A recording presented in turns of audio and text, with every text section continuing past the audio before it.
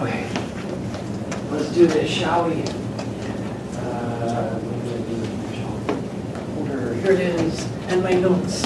And it's not gonna, I'll just let it use its onboard microphone. So, okay.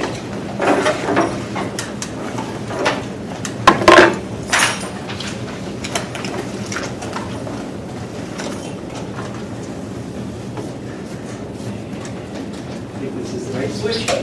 Hey, okay. So,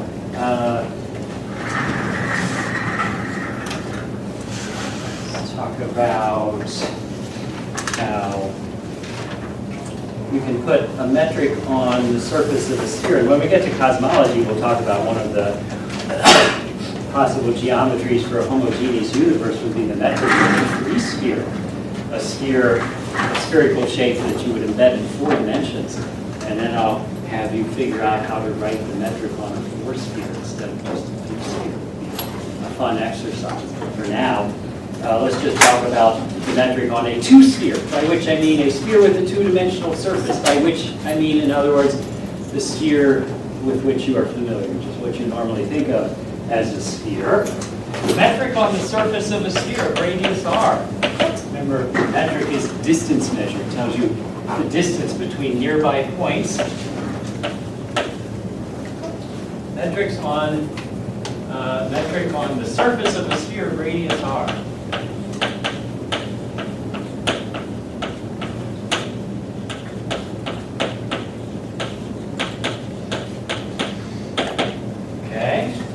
So let's figure out what that should be.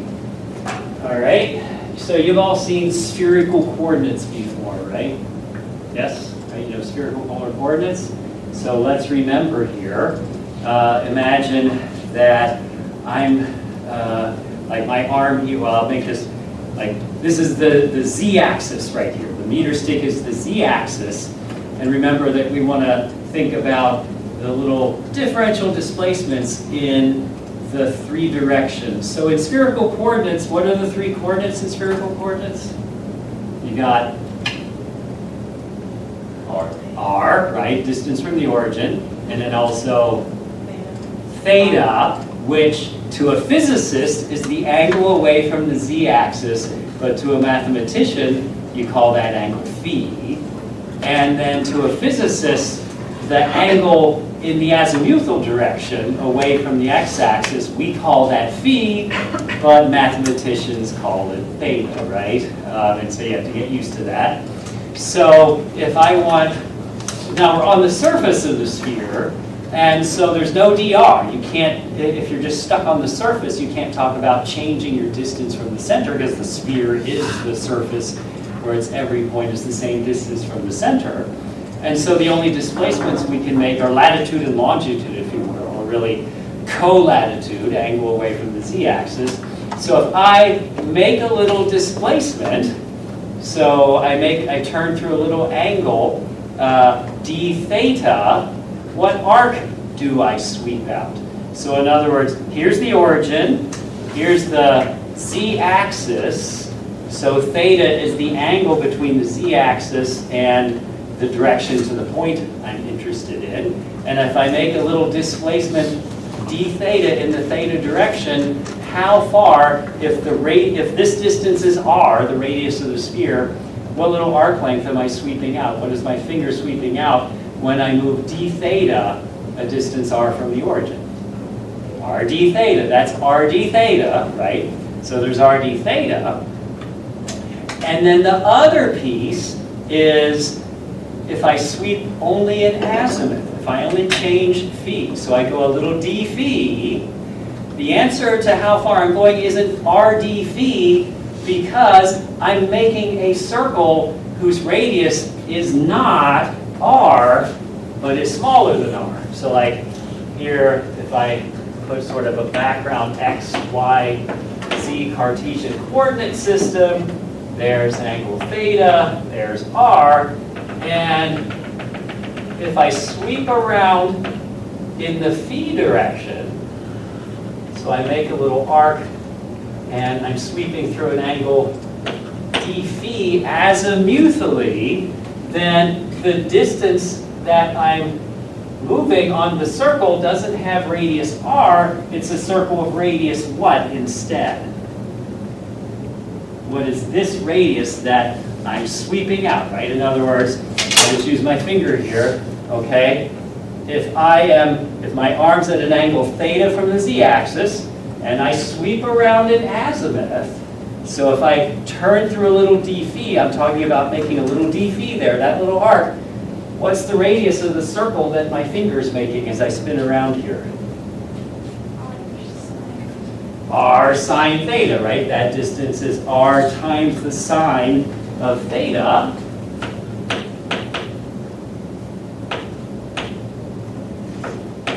R times the sine of theta. And so on the surface of the sphere, dl squared is going to be r d theta squared, that's if I make a little displacement in the theta direction, plus r sine theta d phi squared. If I make a little direct displacement in the phi direction.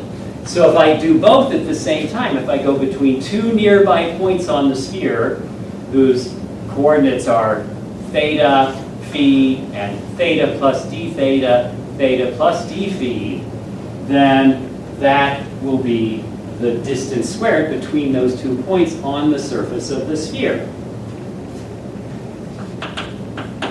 This is the distance squared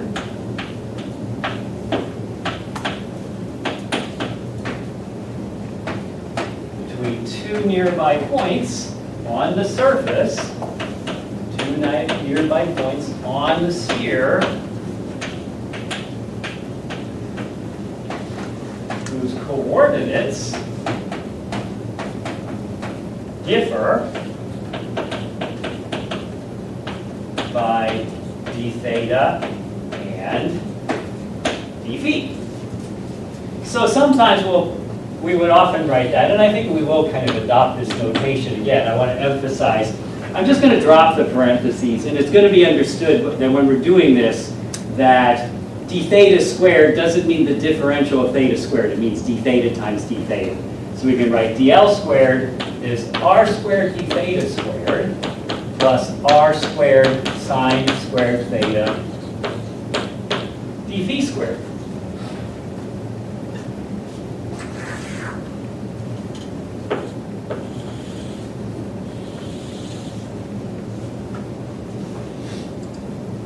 Questions, comments, observations?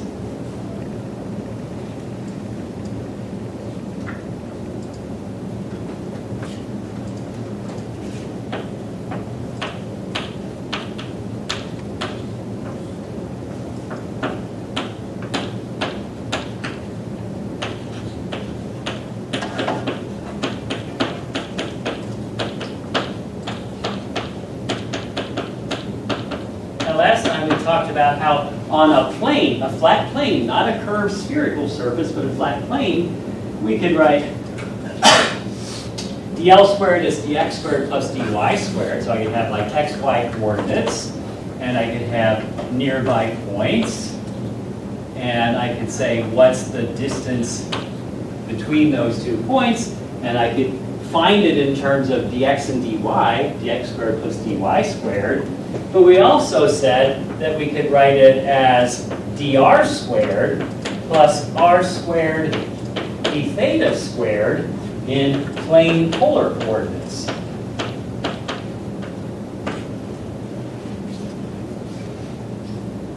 And so if we wrote the metric in this form, where it isn't just one coordinate differential squared plus the other coordinate differential squared, we could say, yeah, but that's just because we're using these spherical polar coordinates, but there exist Cartesian coordinates. I could put Cartesian coordinates on the plane and make the metric have the simple form of dl squared is sum of the squares of the coordinate differentials.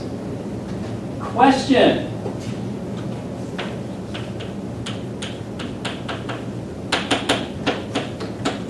Is it possible find coordinates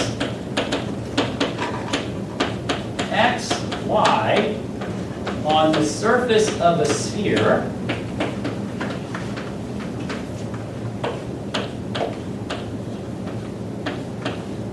such that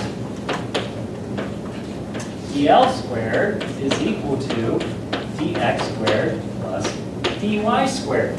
In other words, can I put Cartesian coordinates on the surface of a sphere?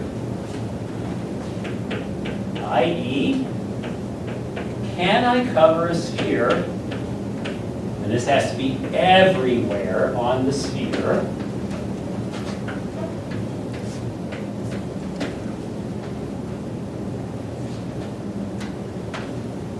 question mark, i.e., can I cover a sphere with Cartesian coordinates?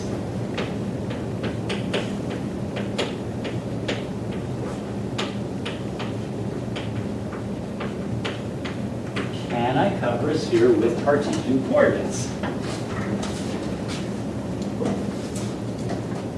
Now, if I take a piece of graph paper, which is this not, but pretend this is a piece of graph paper. If I roll it into a cylinder, is it now a curved surface? It is.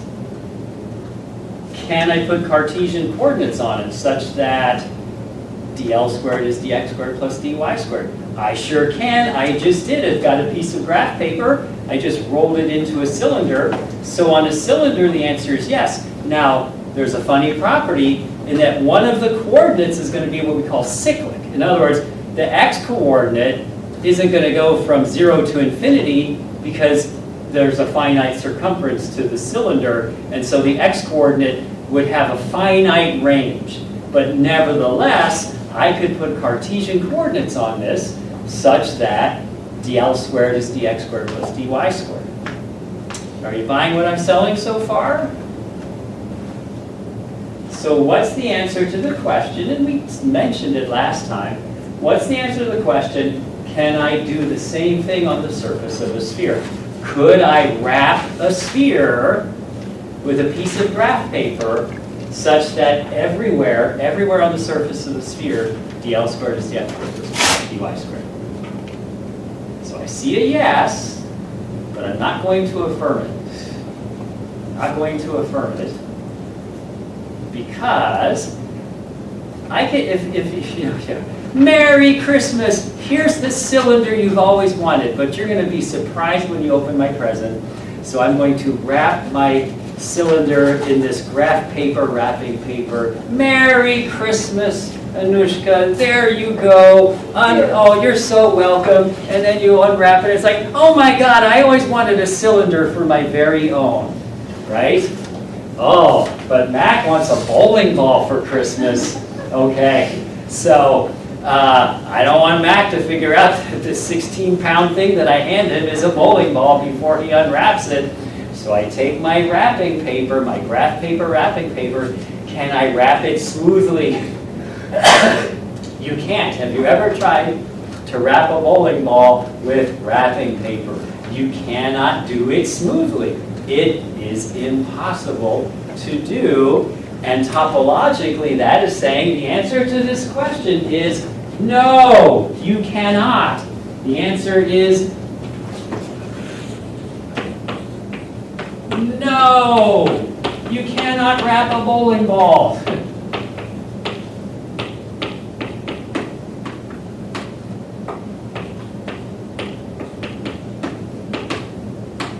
Without the paper crumpling.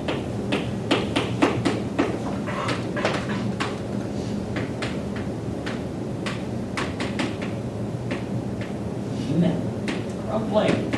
You can't do it. You can't wrap a bowling ball without the paper crumpling up on you. And what that means is that a sphere has what we call intrinsic curvature. The cylinder has extrinsic curvature, we call it.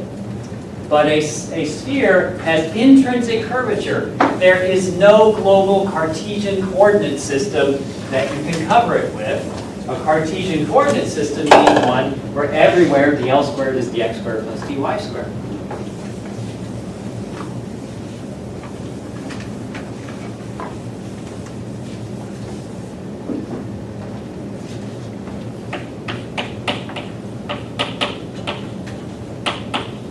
The cylinder has extrinsic curvature.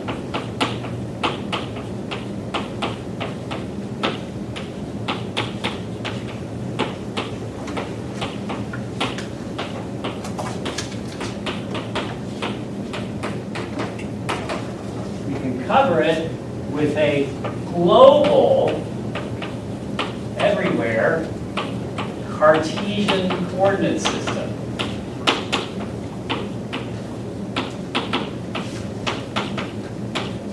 Now I'll say I'm not talking about the top and bottom. I'm like my soup can, if you will. If my cylinder is a soup can, we're only counting not the lids, right? We're not including them as part of this. So think of like an infinite soup can, if you will. That would be a two-dimensional surface that has extrinsic curvature. You can cover it in Cartesian coordinates. But a sphere has intrinsic curvature where you cannot do that.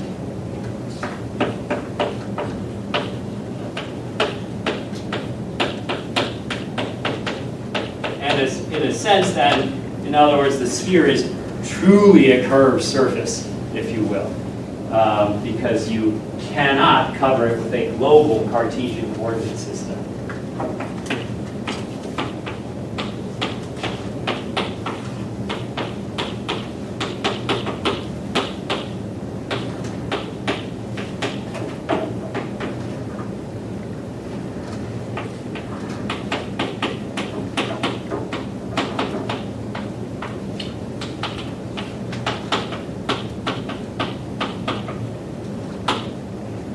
You just can't. There's nothing you can do.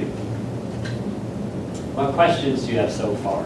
Because the analogy we're going to make with space-time is whether or not you can cover all of space-time with coordinates that exhibit the simple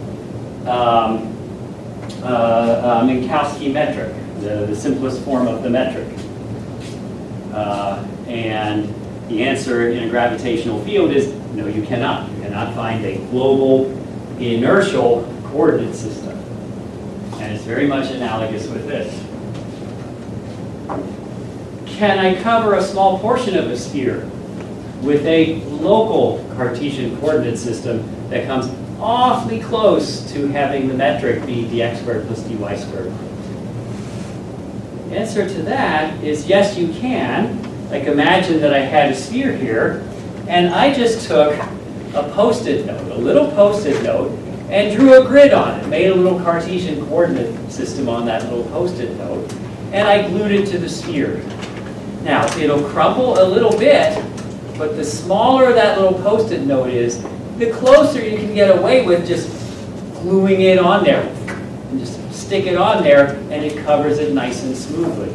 So what you can do with a sphere is while you can't cover it with a global Cartesian coordinate system, you can make a kind of like a, what do you call it, like paper mache mosaic of lots of little Cartesian coordinate systems that almost work in covering it, at each little portion. So,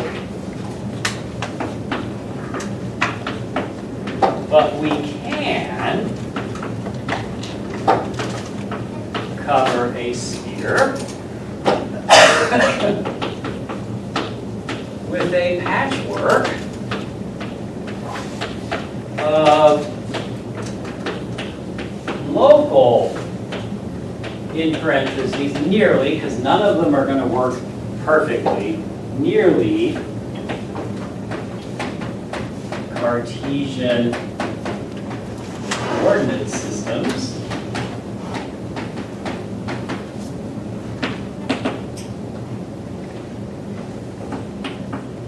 Think of gluing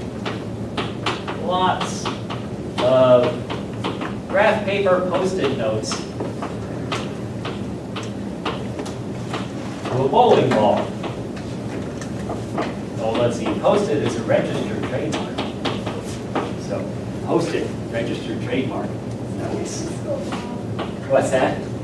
Kind of like a disco ball, yeah, that's right. Yeah, kind of like my LI disco balls, yes, as a matter of fact.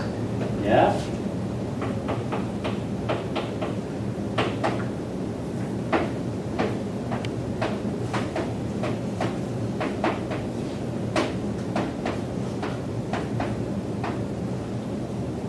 And in fact,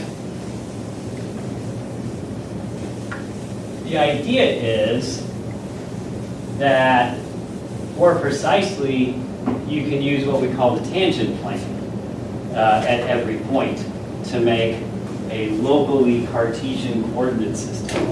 Let's see how quickly I can bring this up here.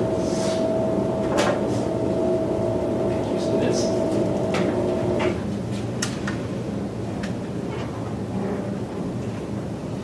Use the one of the slides. So, let's see. Yeah, that was smart of me to put the thing away. Or by smart of me, I mean it was done.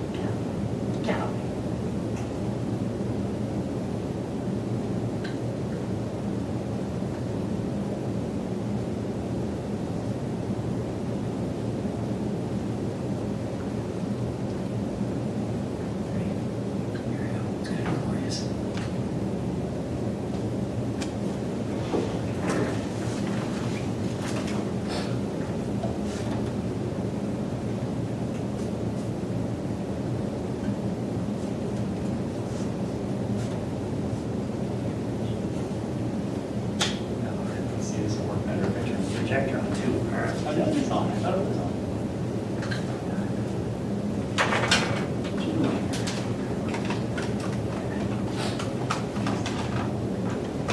So annoying.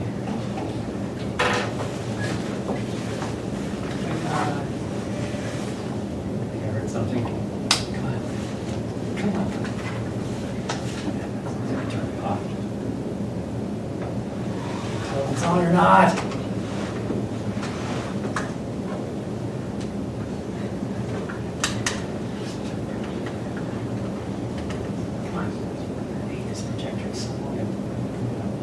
I mean, it does nice things, project things, but still, it takes too freaking long to boot up. Are you doing anything? Turn lights off, is it on, but just red? I don't know. No, it's not. Yeah. Wake up.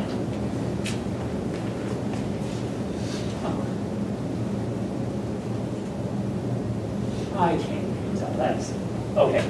Well, all right, what I want you to do is to imagine I got a sphere, and I have this transparent piece of graph paper, and I touch the sphere at one point with the graph paper, and imagine shining a light so that the shadows of the grid lines of the graph paper fall on the surface of the sphere.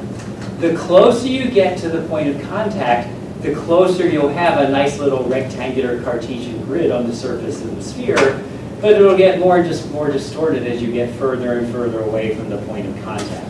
And that's an example of using the tangent plane to construct locally Cartesian coordinates on the surface of the sphere. And if you think about it, if Earth was a giant billiard ball, oh look, okay, thank you. If Earth was a giant billiard ball, right, we could draw a Cartesian grid on it. In fact, in cities, right, roughly speaking, you can have the grid of, you know, a bunch of perpendicular streets that you can think of as Cartesian coordinates locally on the Earth's surface there, but you couldn't cover the entire Earth's surface smoothly with such a Cartesian grid. There would be distortions you'd be forced to have as you got further and further away from downtown, if you will. So, here is the picture, after all that, of the tangent plane to a sphere. Where is it?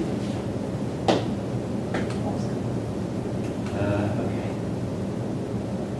Slideshow.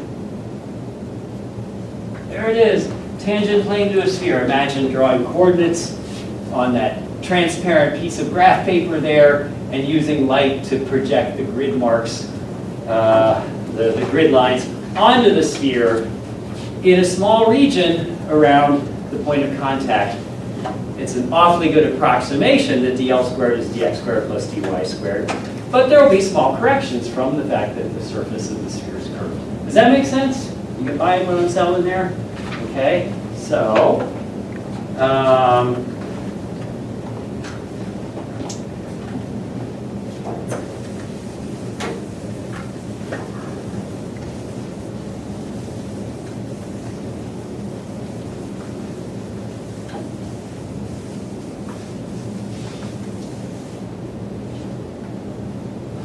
okay, now, let's talk about the metric in special relativity. Very important concept, and sometimes it gets talked about in intro level course, and sometimes it doesn't. I'm talking about an intro level course in special relativity, but we definitely want it here. So, in special relativity, where we're dealing with so-called flat space-time, special relativity, and that just means no gravity. It doesn't mean you can't handle acceleration. Sometimes people somehow imagine that special relativity only applies to motion at constant velocity. Bull crap. You can use force and acceleration and so forth in special relativity just fine. Special relativity means no gravity, so that space-time is what we call flat. In special relativity, the metric is ds squared. It's not dl squared because we're not talking about simple spatial distances here. ds squared is c squared dt squared minus dx squared minus dy squared minus dz squared for Cartesian spatial coordinates.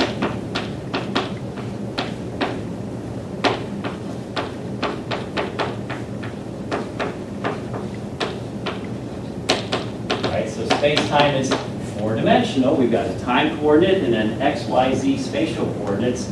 ds squared is c squared dt squared minus dx squared minus dy squared minus dz squared. And if you had me for special relativity, for Physics 280, I will remind you that we can actually get essentially every result in special relativity from the assertion that this expression is the same in all inertial frames of reference. Take any pair of events, ds squared equals c squared dt squared minus dx squared minus dy squared minus dz squared, while in different frames of reference, dt and dx and dy and dz might differ from one another because of the frames being in relative motion or rotated to relative to one another. Everybody will agree on the value of ds squared.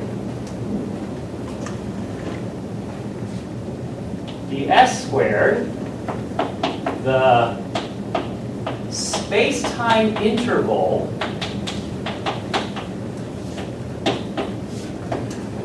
squared, if you will, square of the space-time interval is unchanged under Lorentz transformations.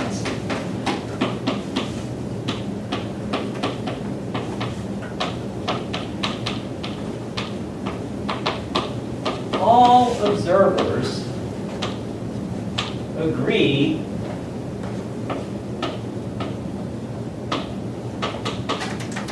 on the value of ds squared, even though they disagree on dt,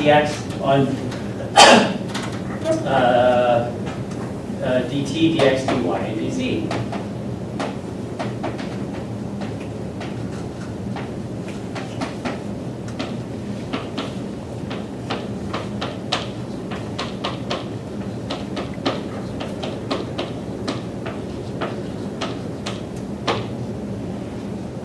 You get everything from that fact. You can get time dilation, you can get length contraction.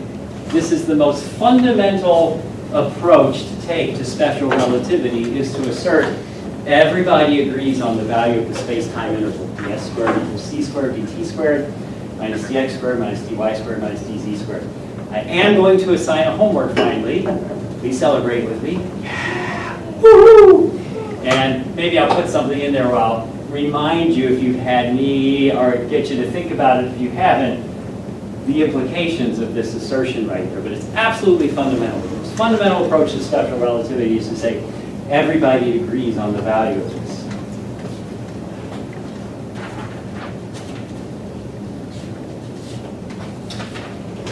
It's similar to the way that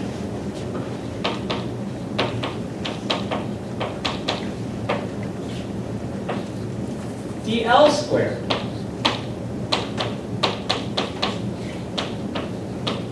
is the same on a plane independent of the choice of coordinates.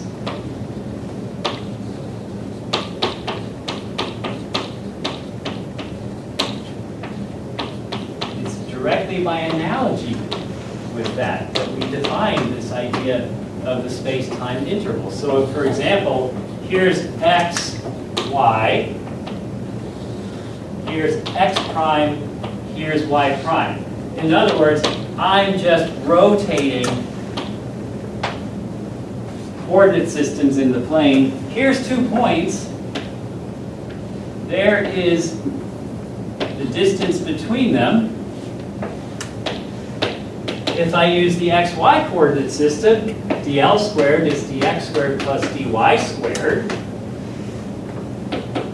If I use the x prime, y prime coordinates, will it be true that dl squared is dx prime squared plus dy prime squared? It has to be, because it's still the same 2 points. The distance between them is the distance between them. And so it's not going to matter which Cartesian coordinate system you pick. You can undergo rotation of the coordinate system, and the form of the metric remains unchanged.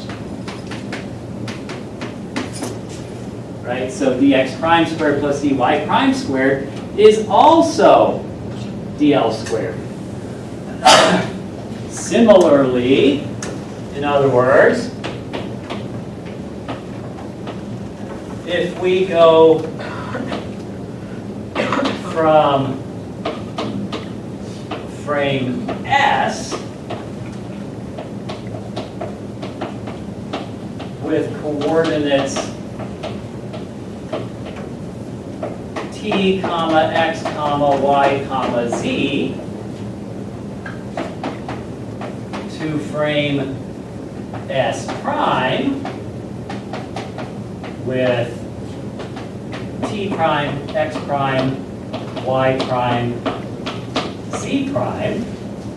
So you do a Lorentz transformation. You go from frame S to S prime, right? So you remember how that works? If I've got t prime equals, and we can make it such that y prime equals y, you have the motion be just along the z-axis, z prime equals z. Do you remember how it works? X prime is equal to, I'll give you this one, gamma times x minus vt, where v is the speed that the S prime frame is moving along the x-axis of the S frame.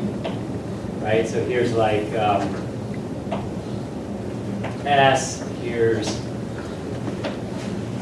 S prime, X prime, sorry, Y prime, X prime, oh, we do Z, X, Y, by x prime, y prime, z prime, and x, y, z, and the prime frame is moving at speed v along the mutual x prime axes.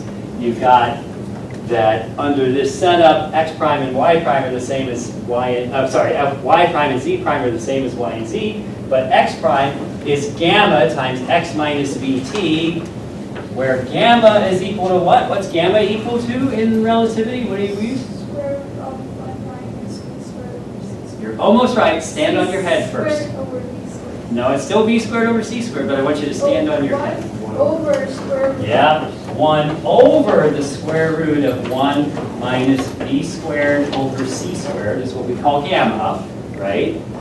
And so x prime is gamma times x minus vt, and then t prime is gamma times, anybody remember, this one's slightly more complicated, unless you use natural units where the speed of light is 1, in which case the formulas look essentially identical. It's gamma times t minus vx over c squared in that case. But in natural units where c is 1, it's just t minus vx for this one and x minus vt for that one. They look nice and symmetric. So this is the Lorentz transformation between the two frames. All right? If you take these new coordinates, well, what I want to say is, yeah, so you figure out, okay, what is c squared dt squared minus dx squared minus dy squared minus dz squared, okay? If you transform the other direction, if you said, okay, well, t is equal to gamma times t prime plus the x prime over c squared, and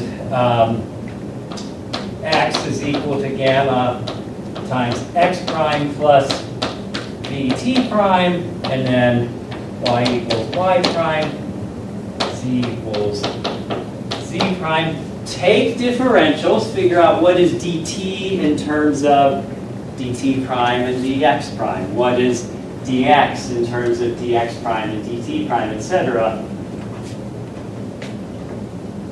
If we do that, we find that ds squared for any pair of space-time points space-time, actually, what do we call events? We call them events. Two events in space-time, right? Two events in space-time with coordinates x, y, z, t, or x prime, y prime, z prime, t prime. What do you think will be the expression for ds squared in terms of dt prime, dx prime, dy prime, and dz prime?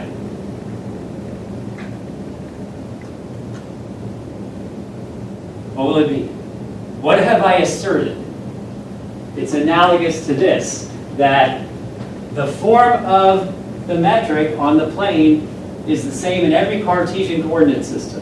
So take 2 points, and if you express their coordinate differentials in the xy coordinate system, dx, dy, square and add, that'll be the distance squared between those 2 points.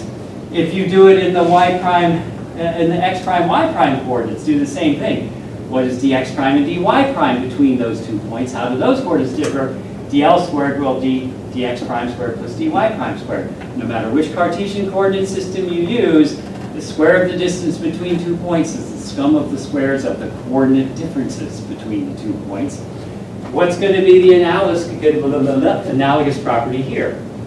ds squared will be c squared times dt prime squared, right? dt prime squared, c squared dt prime squared minus dx prime squared minus dy prime squared minus dz prime squared. No matter which frame of reference you use, ds squared will be c squared dt squared minus dx squared minus dy squared minus dz squared, where the t, x, y, and z are the coordinates for time and position in whatever frame of reference you're in. That's the idea here. everything follows from that idea. So in other words, the point here is that this is like the distance between points in space-time, if you will. It's not literally a distance because it's got this minus sign in front of the spatial coordinates, and so it can actually end up being that ds squared can be negative, for example. But it's playing the role of the distance in space-time. Yes? Why does ds squared or du squared get stretched or squeezed as it goes around in space? So, like what, if I'm talking about dl squared, what I'm saying is, well, here's these 2 points on the plane, and there's a certain distance between them. And so that's going to have the same value no matter what coordinates I use to express it. And we're arguing physically, we're asserting, right? This is something experiments need to check.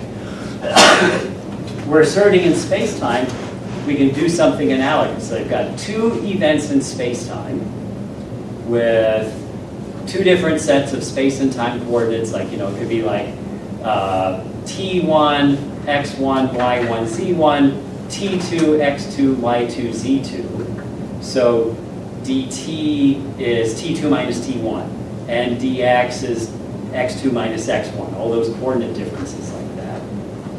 What we're saying is there is this quantity ds squared that represents, if you will, something analogous to the space-time distance between those two events that every frame agrees on because it's a property of space-time itself. It's the geometry of space-time.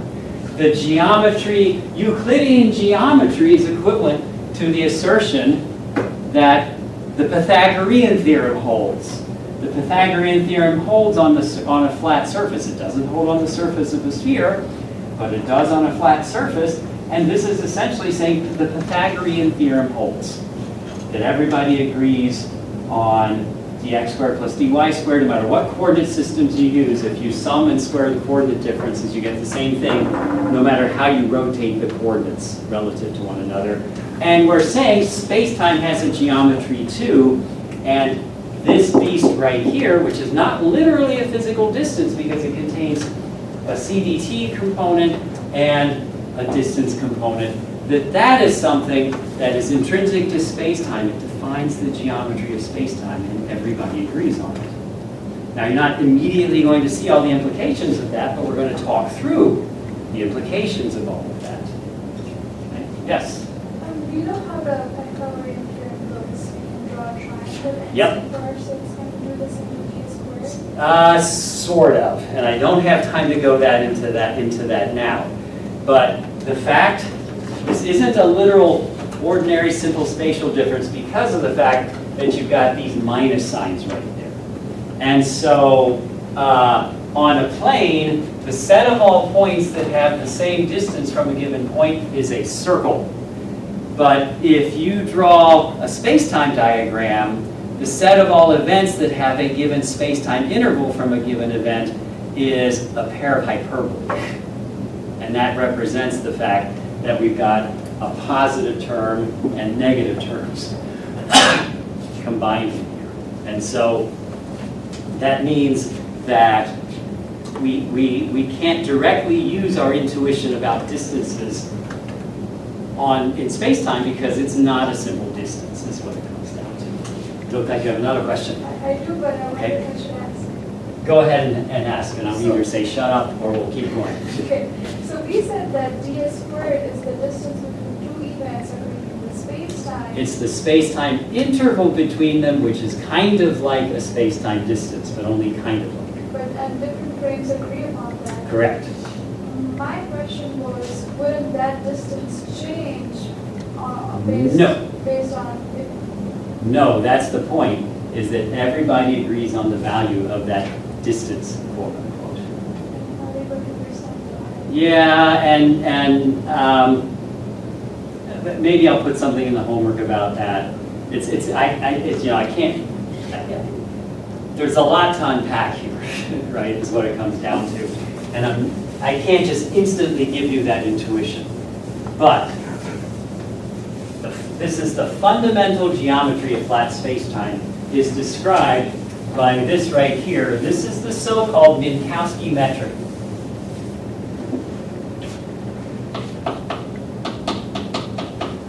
this is the Minkowski metric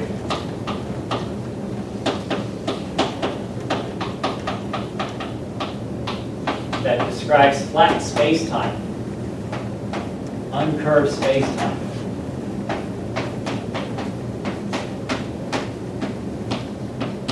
Space-time where there's no gravity. It's the metric of special relativity.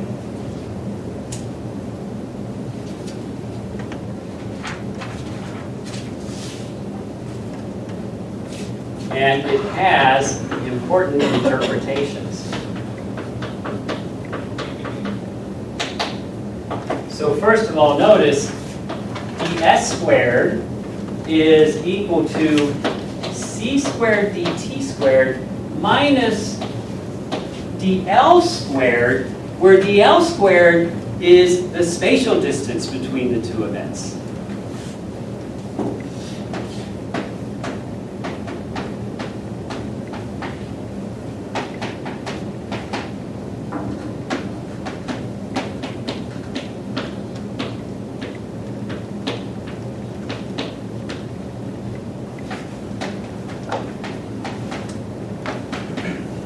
Okay, so remember,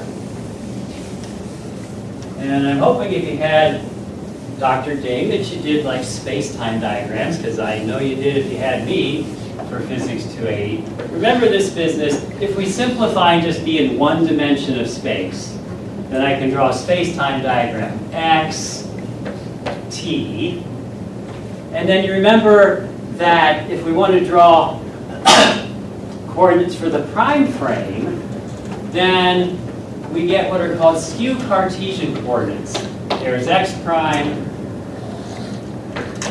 there's t prime. Did y'all see stuff like that where you draw these skew Cartesian coordinates for, did you see that, Willow? Did you do that in Physics 280? Yeah, something like that. Something like that, okay. So x prime, xt. So in other words, in the prime frame, if we draw the coordinates for the prime frame in a diagram where well, I'll just leave it within the two.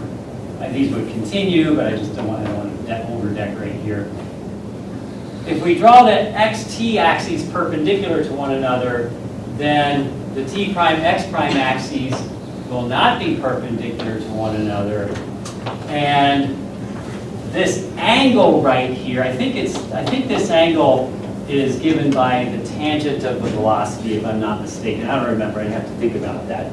But in any case, the faster the prime frame is moving, the closer the x prime and t prime axes get to one another. They start folding together towards the diagonal line between them. And the point here is, here's two events, and this event has coordinates, let's say, t1, comma, x1, and this event has coordinates t2, comma, x2. That's relative to the xt axes. They also have coordinates t1 prime, comma, x1 prime, and t2 prime, comma, x2 prime. So if I wanted to find the change in the t prime coordinate and the x prime coordinate, I'd have to use the skew Cartesian coordinate frame. In other words, if I want to find the value of t2 prime, I don't drop a perpendicular to the t prime axis. I drop a line which is parallel to the x prime axis. So this right there is the value of t2 prime. And this right here is the value of x2 prime. I have to use the skew Cartesian coordinates in order to read them off of my skew Cartesian graph paper, right? What I'm saying is that if you do that, you do this on this piece of paper, carefully measure all of those things, that you would find that ds squared was c squared dt prime squared minus dx prime squared, and that it's c squared dt squared minus dx squared. You would find for those points that the interval squared, ds squared, is the same for both points in both those coordinate systems. And the fact that we have to use these skew Cartesian coordinates like that reflects the fact that the geometry is the Minkowski geometry, not the geometry of a plane. Distances are not given by the sum of the squares of the coordinates. It's c squared dt squared minus dx squared minus dy squared minus dz squared. And really here I'm kind of implicitly making the speed of light equal to 1, so that I could just make 1 everywhere I see c there. Or I could say, well, this coordinate's actually ct and this coordinate's actually ct prime. I can also do it that way.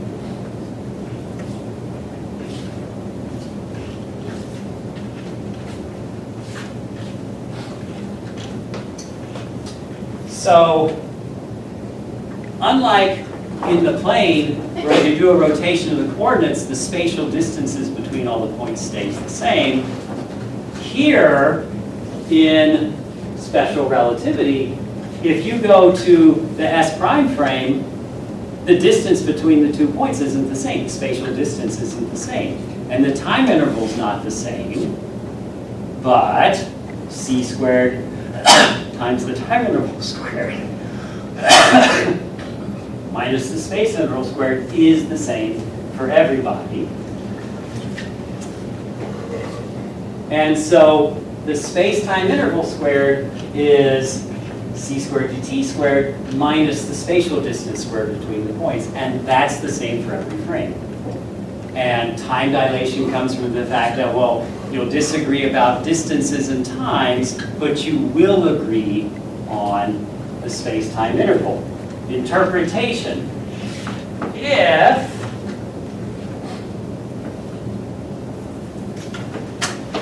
dt squared, well, if dt were equal to 0, then that would say ds squared is equal to dl squared. It's just the spatial distance between the 2 points. Between the 2 events, I should say.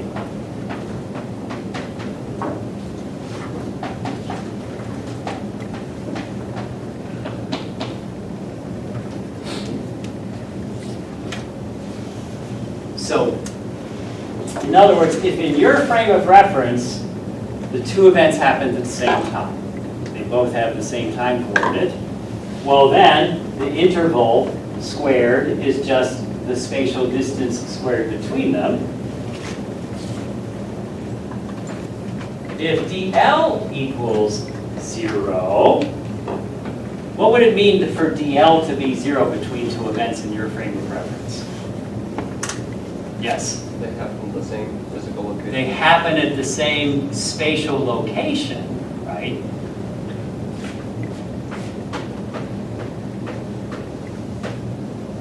Happen at the same spatial location.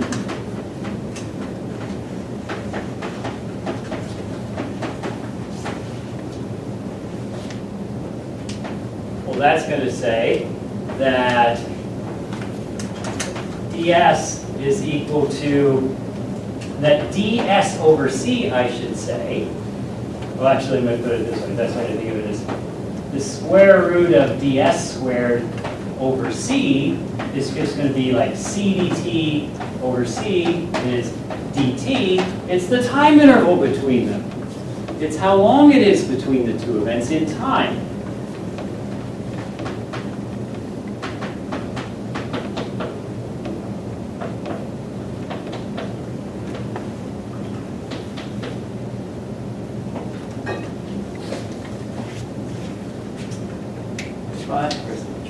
But it's more general than that, and this is what we'll close with here, because I'm actually going over it, and I just realized.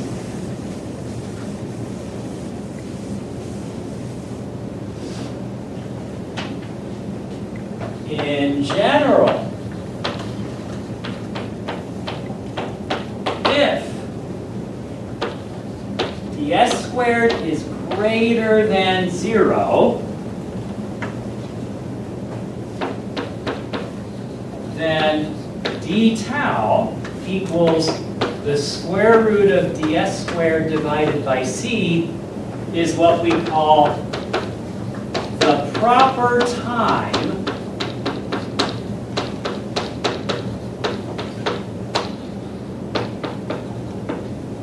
between the events.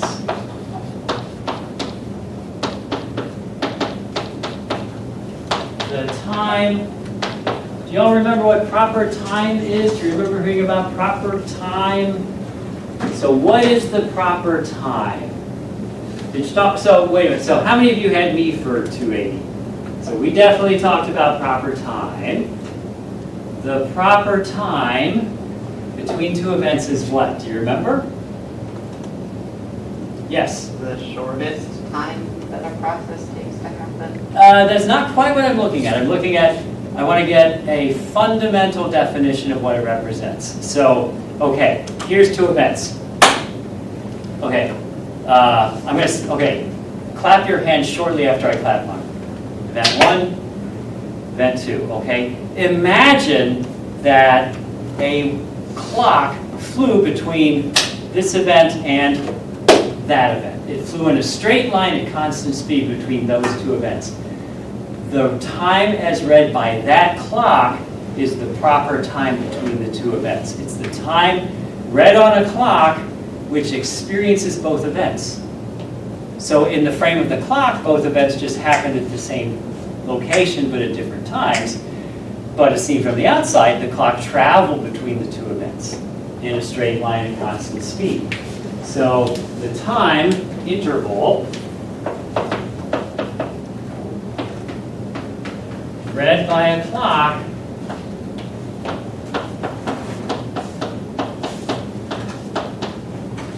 that is at both events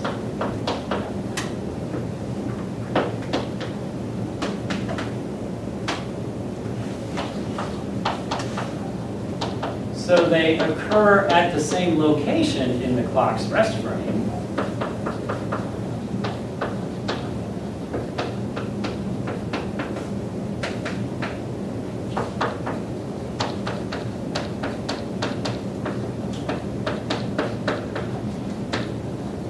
While other frames see the clock travel between the two events in a straight at constant velocity, which entails straight line at constant speed. Other frames see the clock travel between the events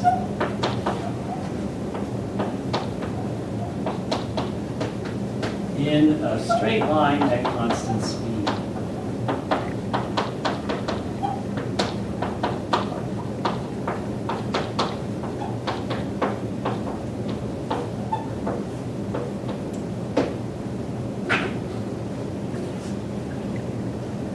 So if the s squared is greater than 0, meaning the time piece here, c squared dt squared, is bigger than the space piece, then the interval represents the proper time between the events.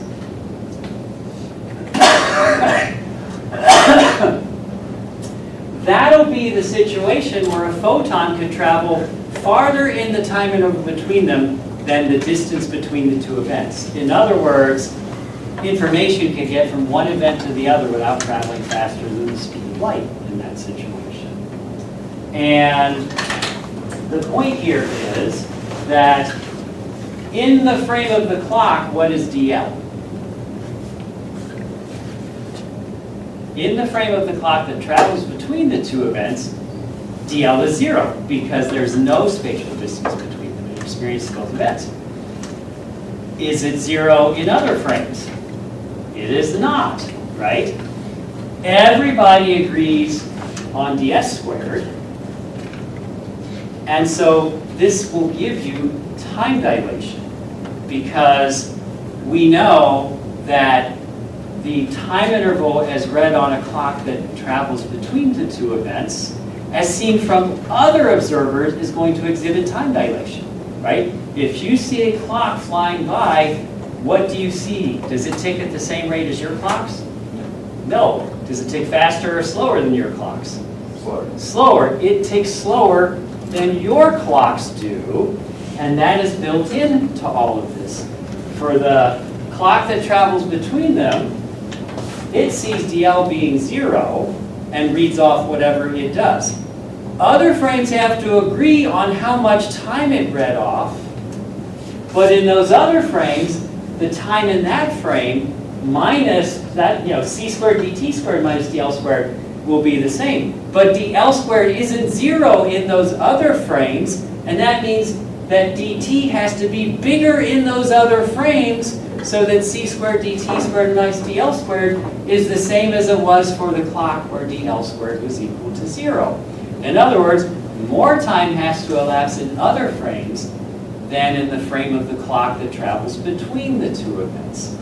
Time dilation is built into the idea that everybody has to agree on ds squared. Because disagreeing on dl means you also have to disagree on dt in order to make the sum of, well, the differences in their squares be the same as one another. That's the basic idea here. Okay, I've gone too far. You're welcome for the free education. I will not charge you for it. Yes? It's just my concern is that next week, we have 1 hour class on Friday.